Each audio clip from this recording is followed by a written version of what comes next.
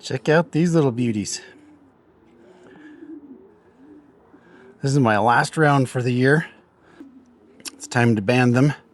Their feet are just about perfect, maybe just a little bit on the big side, but yeah, they need to get their bands on them. I am excited to see what these birds will turn out to be for me.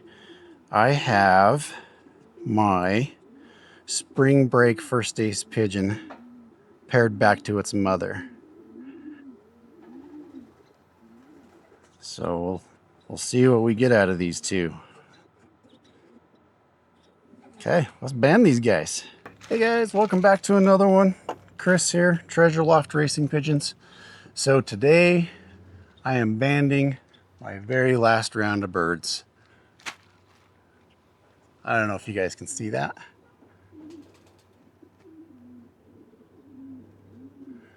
That is a hawk circling my loft. Anyway, yeah, so banding this last set of babies. And I'm making some upgrades to my loft. So in the last few videos, I've asked a few questions about what you guys would recommend I do to my loft. And I've had some good tips. They're all things that I'd kind of considered doing in years past, but never got around to it. But I've had enough people recommend that I do it, so I am just going to go ahead and do it. So I'm going to show you what we're going to do, and we'll go from there. All right. Thanks for joining me, guys. Hang out to the end, and we'll see how this goes. All right, guys. Here's my number one tip for becoming a better pigeon racer. I think it's really important to constantly be trying to develop your knowledge and skills in the field. So the tip is to try to become at least 10% better every single year. And that can mean improving your loft so that it's 10% better every year, or that can mean learning a little bit more about pigeon genetics. It can mean being 10% better at pigeon health, 10% better quality feed, 10% better quality actual pigeons. I think those are all things that can improve your results in the race sheets better than almost anything. So that's my tip. Always try and improve at least 10% every single year, and doing more is obviously better. Tell me what you guys think. If you have any other tips that you have found to be really important for your loft and your success, just comment down below. Hey buddy, you gonna be great breeders for me? Huh? These guys do not have a race they're going to, so they're gonna stay in my loft and become breeding birds. Looking great. They're starting to pant. They're getting hot out here in the sun, so I'm gonna stick them back in their loft with their mom.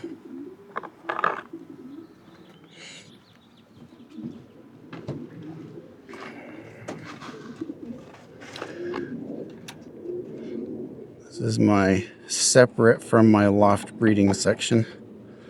So my main loft has the aviary, the cock section, supplies in the middle, and the cocks down, or hens down at the other end. But separate from those, I've got this separate breeding pen. I've got two sections here. So get these guys in here. Super important if you have one of these to have these curtains here. I've never actually had them fly at these to try and escape, so they definitely work.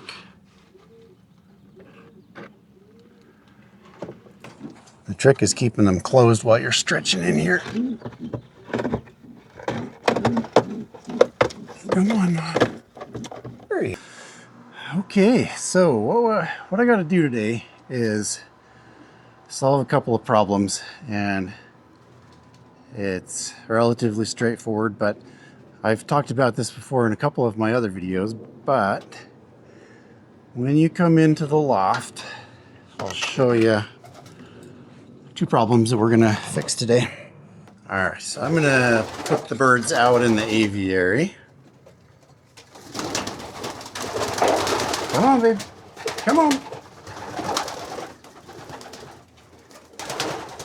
There we go.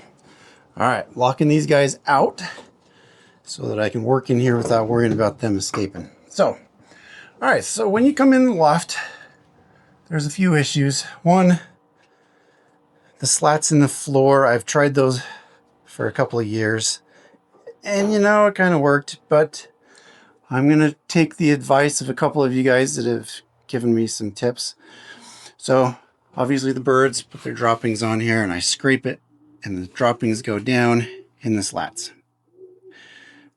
Now that works okay if your loft is 2-3 feet off the ground, but this is like 8-10 inches down underneath, and even though it's dry, there's still dust and there's still ammonia and possibly some mold growing in that stuff. It's really dry right now, so it's not doing that, but maybe in the winter. And all of that just permeates back up into the loft. And obviously that's no good. We can't have that. So I'm going to lay down a solid floor right on top of this. I'm just leaving this stuff in here. And I'm going to lay the plywood right on top. So that's going to eliminate that.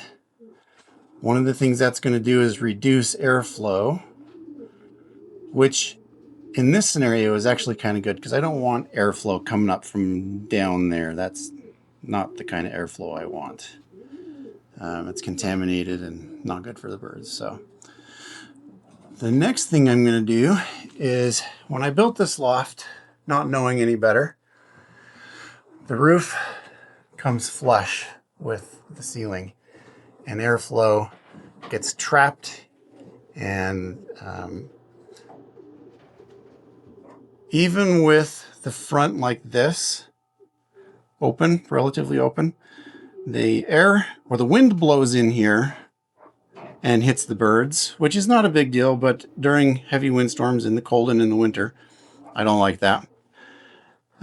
But the wind hits the birds, but it gets stuck in here because there's no airflow going out the top. So I'm going to just take and punch in some holes and put heat vents, kind of like you get on the top of your house to let heat escape from your attic. So I'm going to punch those in there. This is 20 foot long and I could probably get away with just 2, but I want good airflow, so I'm putting 4 for the length of the loft.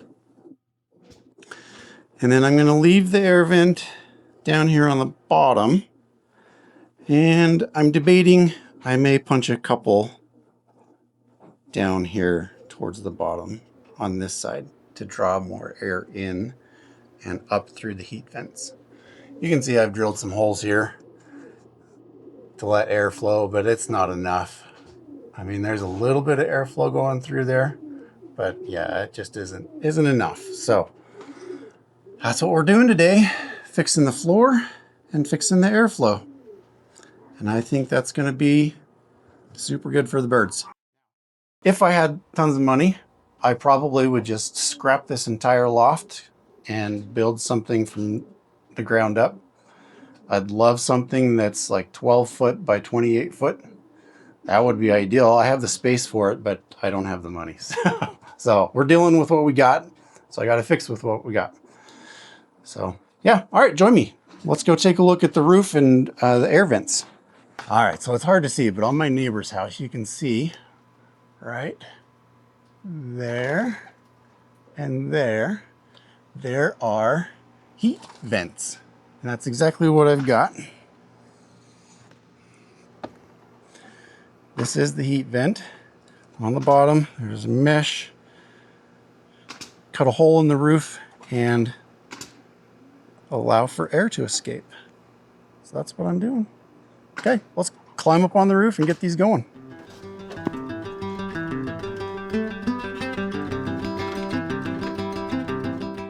When we cut the hole in the shingles, we want it to be here. If we cut it this big, then we will have water getting in there. So go.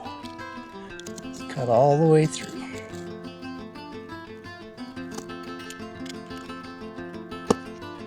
Yeah, it would be better if I had a hook blade, but I don't.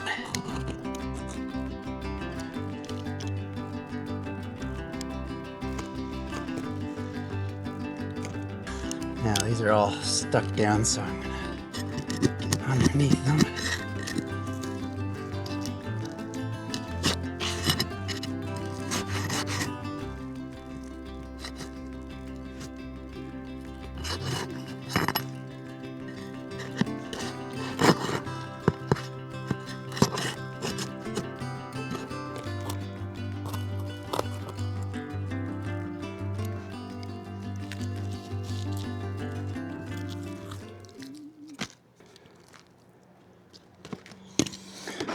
Okay, got that opening cut now. We need to lift all these shingles to get the flange underneath there. So let's get in there.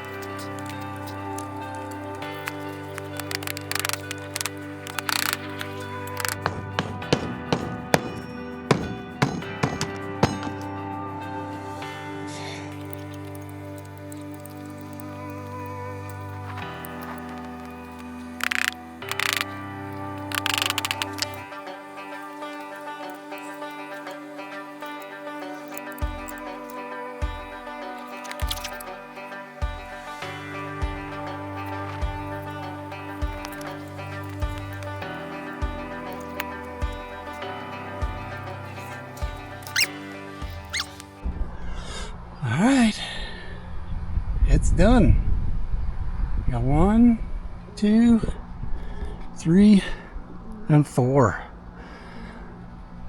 I've already been in the loft and it's already making a difference.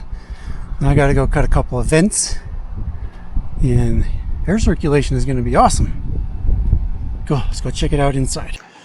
All right, guys, I kind of cut away there for a minute because that was just a lot more work than I thought it was going to be. I've got those 4 air vents on the roof now. And then I created a couple of more air vents in here. I'll show you. All right, so down there I've got an air vent. And then 95% of the floor is covered in hardwood now. So I can tell a difference. There's one of the air vents there. There's one over there. And they make a huge difference. The birds are happy. I'm much more comfortable in the loft. Okay, time will tell, but I can already tell it's a lot more comfortable in here. So let's go check out the other section. Oh, I almost forgot. I also, every time I opened this door, it was catching on here. Fixed that problem. No more rubbing on there. All right. So over here in the cock section, Got the same thing, got 2 air vents, heat, I don't know what you call those, heat vents. And then solid floor. Okay, we're gonna give this a go. I used the slatted floors for a long time, probably 4 years. And we're gonna give this a try. Oh yeah, another air vent. And we'll see if anything improves.